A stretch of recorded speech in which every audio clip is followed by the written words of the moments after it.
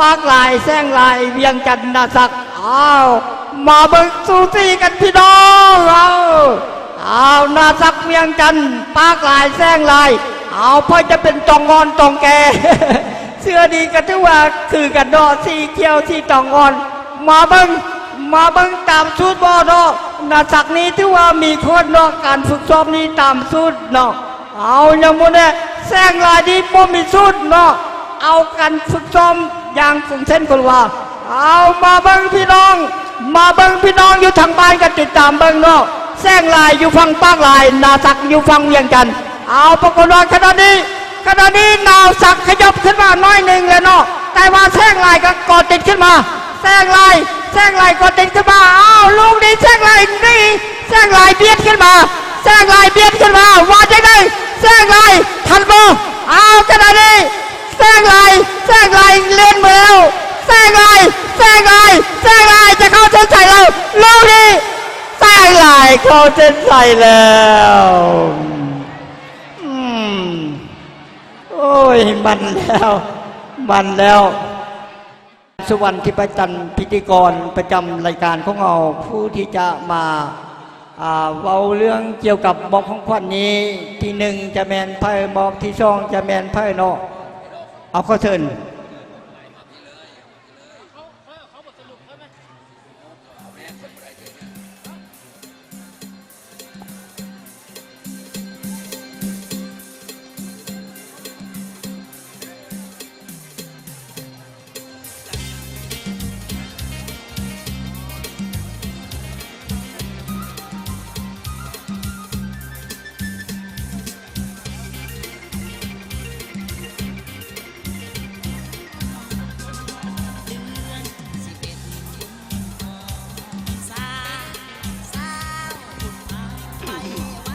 ฮ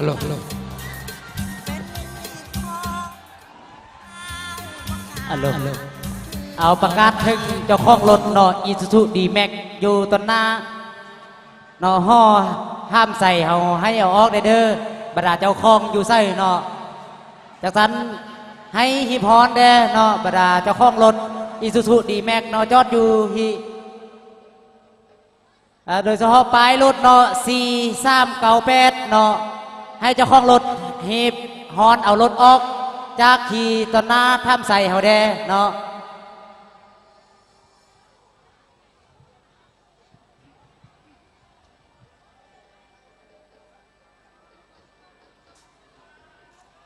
ประกาศถึงเจ้าของอิซูซูดีแม็กและรถอนาหุ่นใดนี่นะที่อยู่ต่อหน้าภาพใส่นี้เนาะข้อเชิญ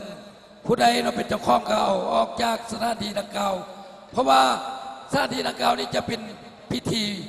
มอบขั้นมอบรางวัลเนาะให้แก่เพื่อส่วงประเภทต่างๆเนาะเอาข้อเชิญเนาะข้อทางดนตรีเนาะสงบในหนึ่งเนาะดนตรีหยุดแต่เบื้องซ้ายปิดการเปิดเพลงหน่อยหนึ่งเนาะเพราะว่าเฮ็ดพิธีหน่อยหนึ่งที่เราก็จงคอยเปิดเนาะเอาผู้ใดอยู่มออยู่ไกลก็ช่วยบอกขึ้นผ่านบทสรุปการแข่งขันประจำปีนี้เนาะเข้าให้เชิญ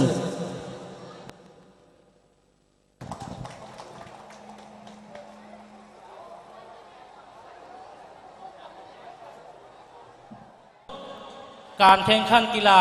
บุญสวงเหือยิงซ้ายประเพณีประจำปี 2016 เหือเพชรยิงมี10 ลำที่1ได้แก่บานน้ำสง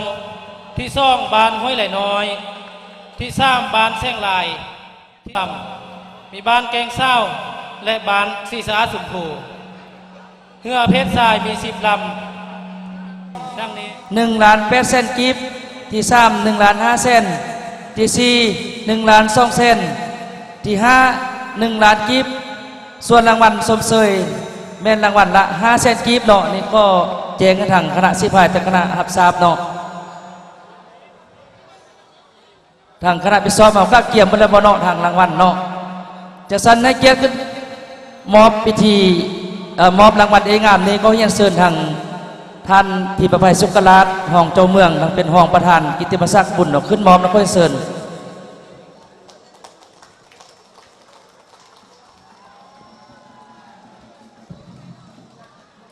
เริ่มมอบแต่รางวัลที่หนึ่งไปเลยเนาะรางวัลที่หนึ่งที่ซ่องเราเรียนไปเพื่อเลยเนาะค่อยเชิญ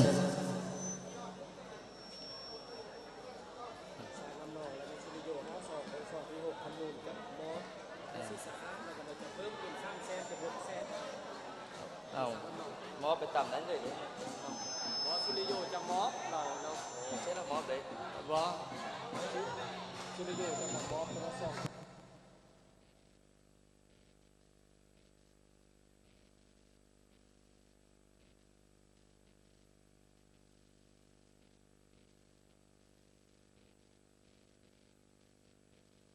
มือสมเสยเด้อเนาะทางคณะสีพายเนาะสมเสยแต่ละทีมที่ได้รับรางวัลเนาะเสริงไปนำเด้เนาะมีบรรยากาศตื่มกันตื่มเนาะก็เสริงไปเลยเนาะ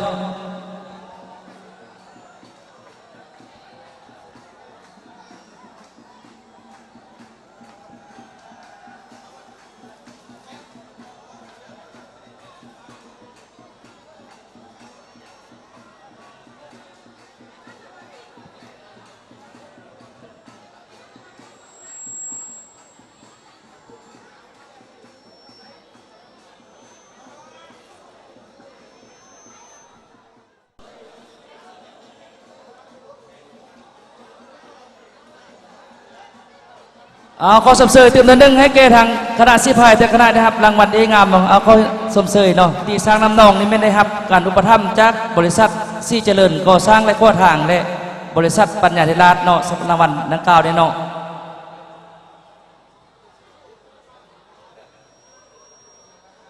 จานมาเบิ่งลูกอันนี้งบอันนี้อันไหนยิงใส่เลยเบ็ดยิงใส่ยิงใส่ใช่ใช่เอาค่อยกระยุเอาเจ้าเลยยิงเราได้ใส่ใช่ใส่นี้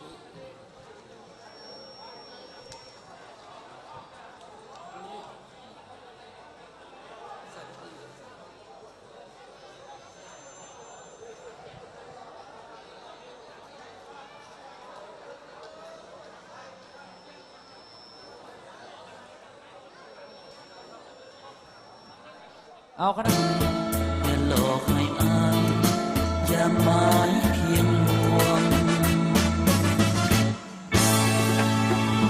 โอ้สุดปรารถนาสุดรังอุลาบ้าพวงใจสุดห่วงสุดห่วงโอเทมนต์สวงขอที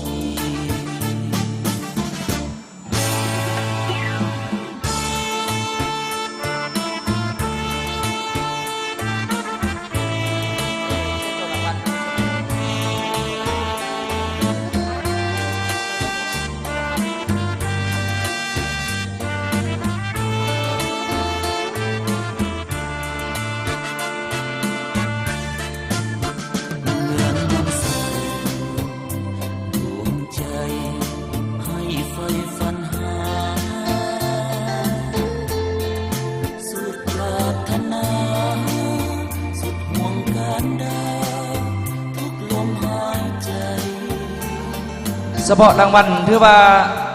ที่5ห่วมนี้จะได้รับ1,450,000 กีบเนาะที่4อันที่7ห่วมนี้เป็น1,250,000 กีบ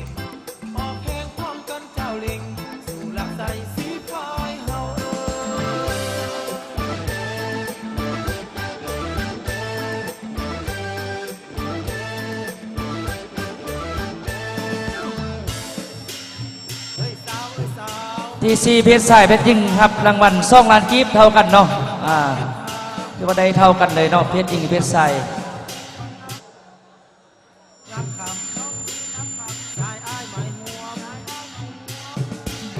เสิร์ฟไทยฮุบห่วมไปที่ลึกเนาะ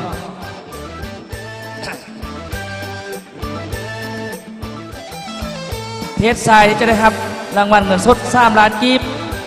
เพชรยิงก็เท่าว่านะครับรางวัลเงินสด3 ล้านกีบเช่นเดียวกันเนาะ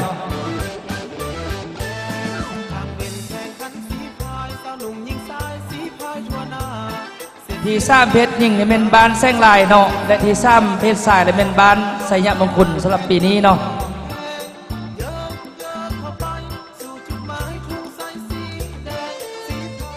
เนาะข้อสมเสย สำหรับที่ซ่องนี้จะได้รับรางวัลเงินสด5 ล้านกีบ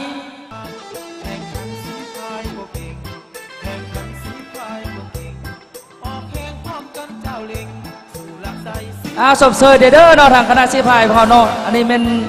ที่ซ่องทางยิงเดซายเนาะได้ครับเงินสดรางวัล5 ล้านกีบเนาะเท่ากันเนาะ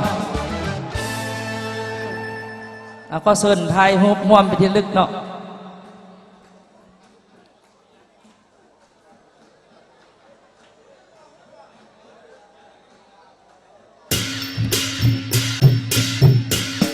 ข้อสับเสยเนาะทางแจกอีกคนหนึ่งเนาะจะได้รับรางวัลเงินสดนี้6 ล้านกีบเนาะทางหญิงเดซายพร้อมโดยขั้นประจำปีขั้นเงินน้ำหนัก1 กิโลเนาะบ้านละ1 ขั้นแล้วก็ขั้นทองบ้านละ1 ขั้นเนาะรวมกันเป็นบ้านหนึ่งจะได้รับอยู่2 ขั้นสำหรับปีนี้เนาะรวมเป็น4 ขั้นเนาะสันในเกียรติขึ้นมอบรางวัลที่1นี้ก็ยังเชิญทางส้มสวัสดิ์เองสวัสดิ์อดีตรองนายกรัฐมนตรีแห่งสปปลาวขึ้นเกียรติให้มอบข้อยังเชิญเนาะ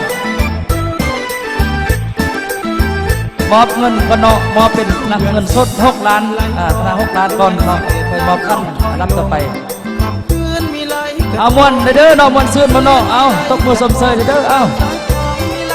เสิร์ฟในลักษณะมวนซื่นเลย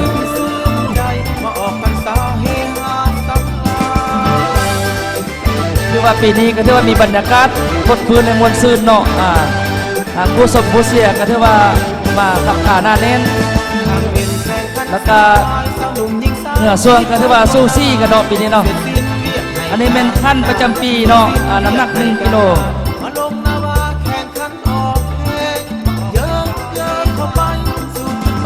แล้วก็มอบขั้นของตืมเนาะขั้นของตืมบ้านละขั้นตืมเนาะ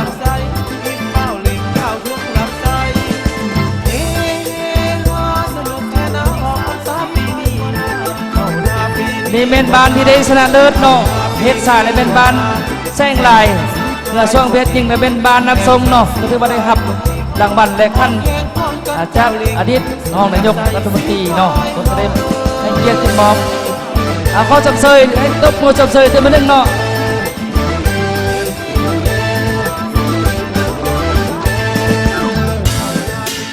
มอบแก่บ้านสีสว่างจะเก็บเป็นเจ้าภาพปี 2560 ต่อข้อจำเสยก็จะได้เป็นเจ้าภาพในปีต่อไปเนาะ